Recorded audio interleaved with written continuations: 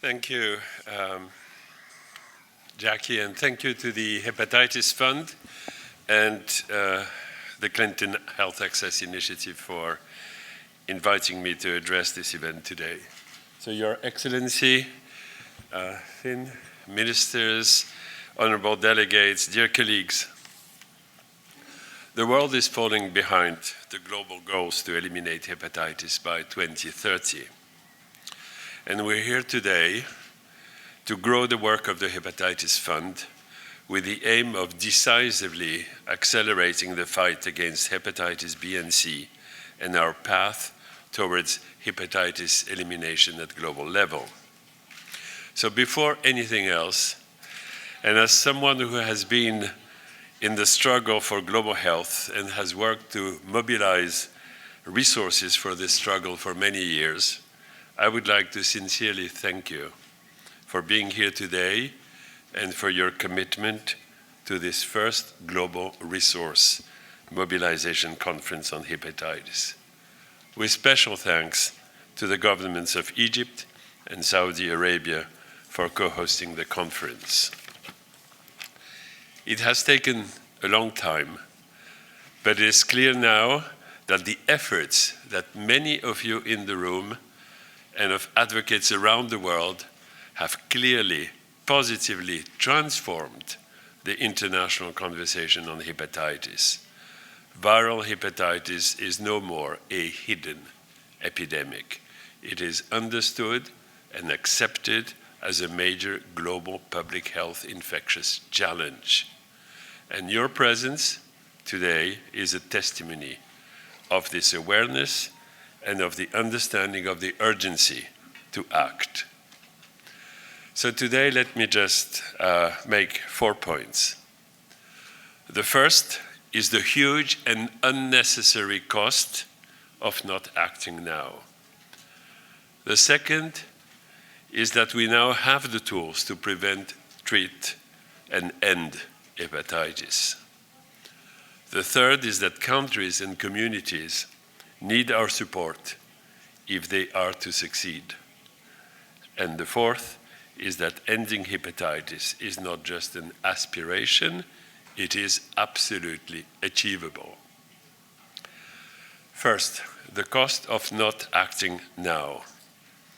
As you've heard from previous speakers, viral hepatitis affects over 400 million people worldwide, and more than 1.1 million people with hepatitis die every year, and 3 million are newly infected, primarily in low and middle income countries. In 2016, following the adoption of the UN Sustainable Development Goals, the World Health Assembly made the commitment to eliminate viral hepatitis by 2030. In the 6 years between 2016 and now, we have made some progress. Several countries met the intermediary 2020 target of reducing the incidence of hepatitis B in children under 5, and the number of people receiving treatment, curative treatment for hepatitis C, has increased more than tenfold. A few countries engaged in focused elimination programs, such as micro-elimination of hepatitis C among people living with HIV. In absolute numbers, however, the increase in access to treatment for hepatitis C remains very small.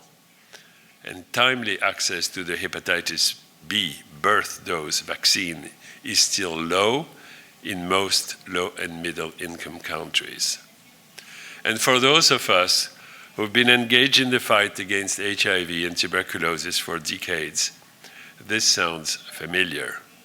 There's a lack of political commitment in many countries, and as a result, there's not enough updated national action plans with the most effective interventions. The cost of programs, low investments at national level, the lack of funding at global level, persistent challenges in addressing the needs of vulnerable key populations, such as people injecting drugs, continue to prevent people from accessing testing and care. And this lack of political and financial commitment is typical for a disease that disproportionately affects the poorest and the most vulnerable. And this lack of concern is deadly. It leads to millions of unnecessary deaths. It does not only burden our overstretched health systems, it makes our societies more unequal and adds to the social tensions.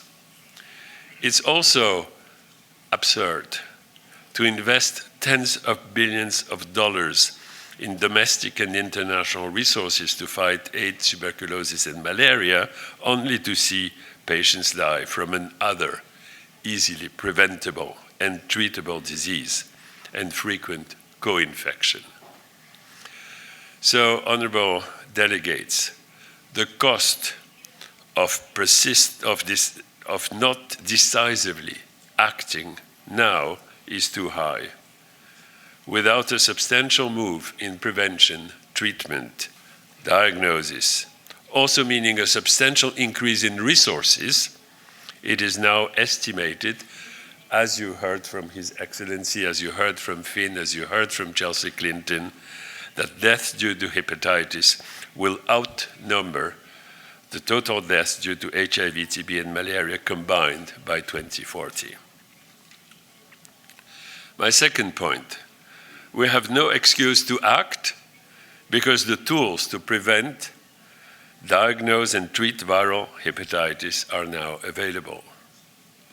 This includes a highly effective vaccine to prevent hepatitis B, harm reduction interventions to prevent hepatitis C transmission due to unsafe drug injection, rapid antibody tests to diagnose hepatitis B and C at point of care, viral load tests to confirm chronic infection with hepatitis B and C, lifelong medication to control hepatitis B, and therapies to cure hepatitis C in over 95% of people over an 8 to 12 weeks treatment. To eliminate vertical transmission, the primary way by which hepatitis B is now transmitted, and ensure a hepatitis B-free generation, countries must implement the crucial birth dose vaccine within 24 hours of birth, followed by the standard childhood hepatitis B vaccine regimen of 3 injections. In 2019, Gavi committed to support hepatitis B birth dose vaccine in low and middle income countries, but has delayed implementing that policy today. And as of today, only 30% of countries in Africa have introduced the birth dose vaccine. Pregnant women should be tested for hepatitis B in antenatal clinics, along with syphilis and HIV, to achieve what WHO calls triple elimination. Not to do so in our time when the tools are available and cheap is inexcusable. To treat chronic hepatitis B, we currently use tenofovir. And we use this drug at the same dose as used in standard HIV fixed combination antiretroviral treatment. So there's no reason why tenofovir, single doses for hepatitis B, would not be priced at parity with tenofovir used in HIV programs. To eliminate hepatitis C, countries must implement decentralized and integrated testing and treatment for cure programs. These should be associated with comprehensive national harm reduction programs for people who inject drugs and for people who are incarcerated, for primary prevention and prevention of reinfection after cure. The hepatitis community has worked tirelessly in the last 8 years to decrease the prices of diagnostics and drugs and enable access to quality-assured generic products, using similar approaches to those that have allowed for widespread access to HIV treatment.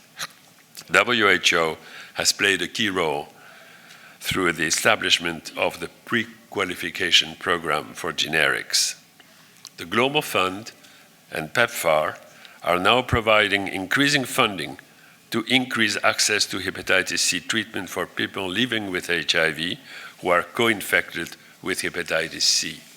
UNITAID has recently committed $31 million to embed hepatitis C diagnosis and treatment with HIV harm reduction programs, a significant move at global level to reduce new hepatitis C infections. Hepatitis C can now be diagnosed, treated, and cured with WHO pre-qualified tests and drugs for as low as $80 per patient cure.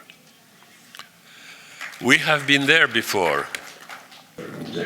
While cost should not be an obstacle to saving a life, we have seen again and again that it is. But when treatment is this affordable, we face a moral imperative to act. Letting someone die or passing on their infection to their children is unforgivable when the diagnosis and treatment cost less than a dinner for two here in Geneva, where we meet. My third point is that supporting countries and empowering communities is an essential leverage for accelerating efforts towards elimination of hepatitis. Local, regional, and international assistance partners and support organizations play a critical role in helping governments scale up national hepatitis programs and deliver on their commitments to hepatitis elimination. Catalytic support to technical assistance partners, local and national non-governmental organizations, research entities, and capacity building to develop local technical expertise may significantly accelerate results. Communities of people living with and vulnerable to viral hepatitis must be supported to play their critical role in creating demand for services and ensuring that services meet their needs and respect their rights. Empowered communities drive change. This is the lesson we learned from HIV.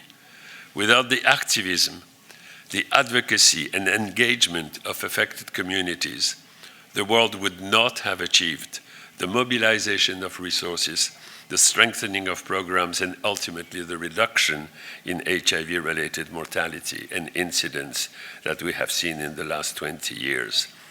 And the catalytic support to technical partners, support to organizations and civil society organizations is precisely what the Hepatitis Fund now aims to provide. Which brings me to my fourth and final point. Ending hepatitis is not just an aspiration, it is achievable. The rollout of antiretroviral drugs has shown us that what was considered utopia has become an achievable global target. What AIDS has shown us is what can be achieved when the world comes together to fight a major pandemic, when the right to health is aggressively addressed, and when we see medicine and health care as a global public good, and when we see prevailing inequities and resolve to act.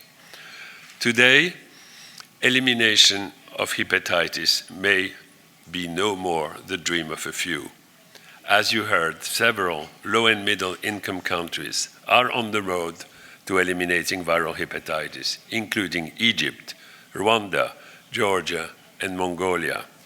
Others have committed to elimination and started programs, including Cambodia, India, Indonesia, Nigeria, Pakistan, Uganda, and Vietnam.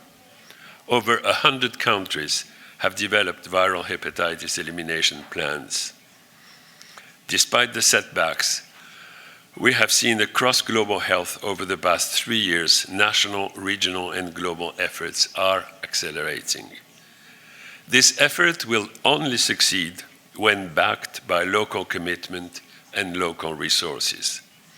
But one important lesson from the fight against AIDS, tuberculosis, and malaria is that international financial support has a positive effect far beyond the money provided. It focuses minds and priorities.